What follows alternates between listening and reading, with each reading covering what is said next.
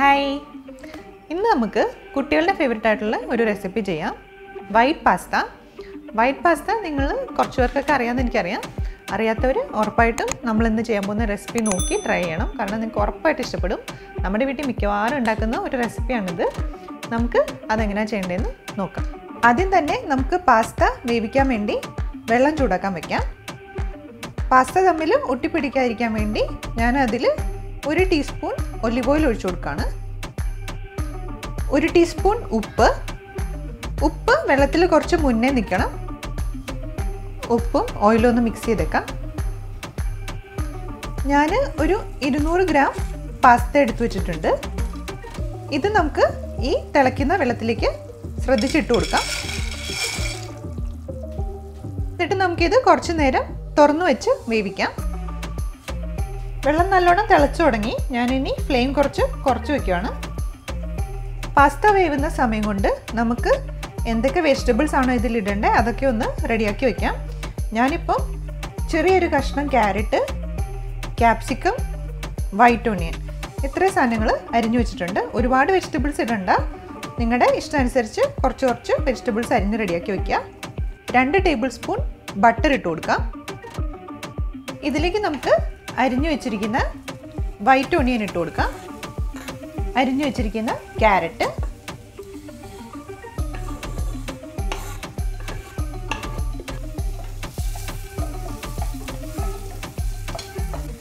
ഞാനിപ്പോൾ ക്യാരറ്റും ഒനിയനും ഒരു മിനിറ്റ് ഒന്ന് മൂപ്പിച്ചു. അത്രയും മതി. ക്രിസ്പി ആയിട്ട് വെജിറ്റബിൾസ് ഇളക്കണം. അതിലേക്ക് ഞാൻ അരിഞ്ഞു വെച്ചിരിക്കുന്ന ക്യാപ്സിക്കം ചേർത്ത് കൊടുക്കാം.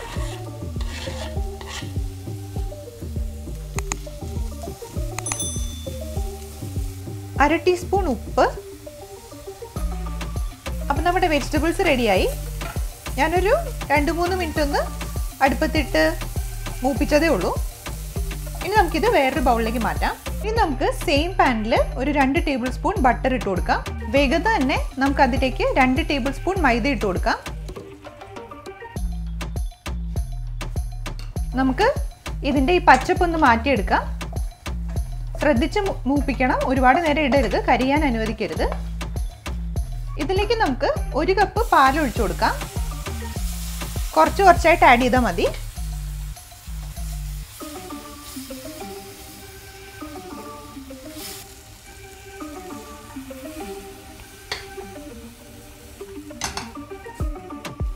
ബാക്കി പാലും കൂടെ ഒഴിച്ചു കൊടുക്കാം.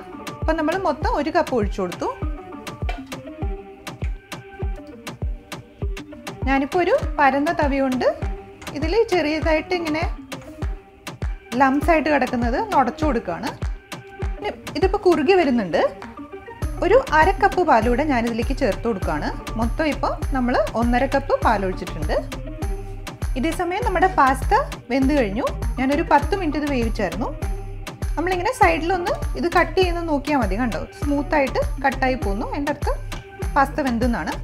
ഇനി നമുക്കിത് ഇതിലെ വെള്ളം അരിച്ചു കളയാം. നമ്മൾ പാലൊഴിച്ച് കുറുക്കുന്ന സമയത്ത് തീ നിങ്ങൾ സിമ്മിലിടാൻ ശ്രദ്ധിക്കണം, പെട്ടെന്ന് കരിഞ്ഞു പോകും. പിന്നെ ഒരുപാട് കുറുകാനും പാടില്ല. മൂട്ടിൽ പിടിക്കാതെ നമ്മൾ ഇളക്കിക്കൊണ്ടേ ഇരിക്കണം. ഇതിലേക്ക് നമുക്ക് 1 ടീസ്പൂൺ ഗാർലിക് പേസ്റ്റ് ഇട്ട് കൊടുക്കാം. 1 ടീസ്പൂൺ കുരുമുളക് പൊടി,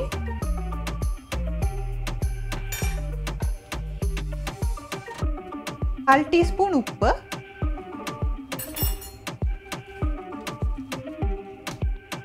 ഓക്കെ. ഇത് നല്ലോണം തിളച്ചിട്ടുണ്ട്, അത്യാവശ്യം കുറുകിയിട്ടുമുണ്ട്. ഇതിലേക്ക് നമുക്ക് ആദ്യം തന്നെ നമ്മൾ റെഡിയാക്കി വെച്ച പാസ്ത ആഡ് ചെയ്ത് കൊടുക്കണം. പാസ്ത ഞാൻ തിളപ്പിച്ചിട്ട് അരിച്ച് തണുത്ത വെള്ളം ഒഴിച്ച് എടുത്തതാണിത്. നമുക്ക് ഇതിലേക്ക് ആഡ് ചെയ്ത് കൊടുക്കാം.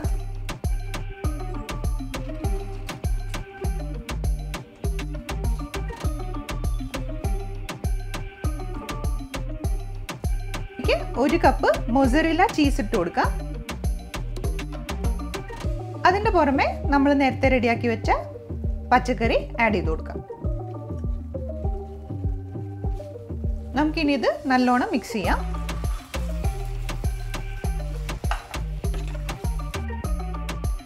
അത്രേ ഉള്ളൂ. ഞാൻ അടുപ്പ് ഓഫ് ചെയ്തു.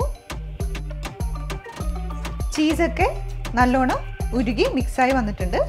നമ്മുടെ വൈറ്റ് പാസ്ത റെഡിയായി.